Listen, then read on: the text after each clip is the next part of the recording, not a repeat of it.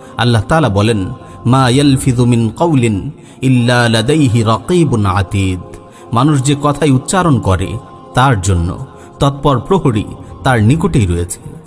গুনাহ আপনি যত গোপনেই করুন না কেন, ফেরেশতা আপনার সঙ্গেই রয়েছে।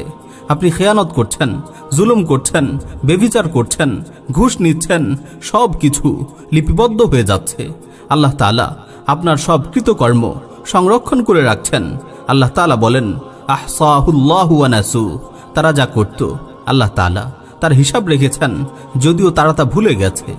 হে ভাই, হাসরের ময়দানে সব কিছুর কড়াই গণ্ডায় হিসাব দিতে হবে। সেদিন মানুষ তার কৃতকর্মের নিখুঁত বিবরণ সম্বলিত আমলনামা দেখে আশ্চর্য হয়ে বলবে, ইয়া ওয়াইলাতানা মা লিহাযাল কিতাব লা ইউগাদিরু সাগীরাতান ওয়ালা কাবীরাতান ইল্লা আহসাহা। হায় আফসোস, এটি কেমন আশ্চর্য কিতাব! ছোট বড় কোনো আমলই তো এতে বাদ দেওয়া হয়নি, সব কিছুর হিসাব এখানে আছে। ছোট থেকে ছোট সওয়াব আর ছোট থেকে ছোট গুনাহ কিছুই বাদ যাবে না, সব কিছু নিখুঁতভাবে সেদিন হাজির করা হবে। ফামান ইয়ামাল মিসকালা যাররাতিন খায়রান ইয়ারাহ ওয়া মান ইয়ামাল মিসকালা যাররাতিন শাররান ইয়ারাহ।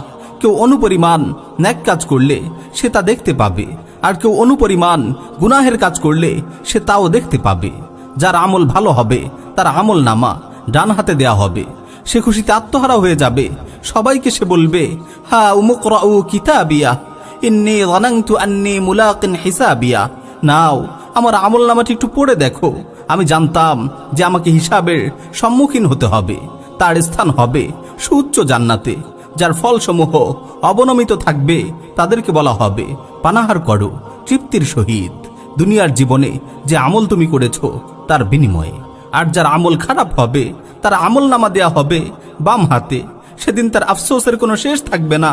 সে বলবে, ইয়া লাইতানি লাম উতা কিতাবিয়া ওয়া লাম আদরি মা হিসাবিয়া ইয়া লাইতাহা কানাতিল কাদিয়া মা আগনা আন্নি মালিয়া হালাকা আন্নি সুলতানিয়া।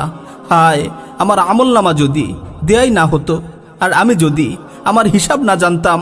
হায়, আমার মৃত্যুই যদি আমার শেষ হতো।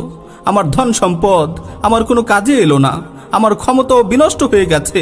ফেরেশতাগণকে বলা হবে, ধরো তাকে, তার গলদেশে বেরি পড়িয়ে তাকে জাহান্নামে নিক্ষেপ করো।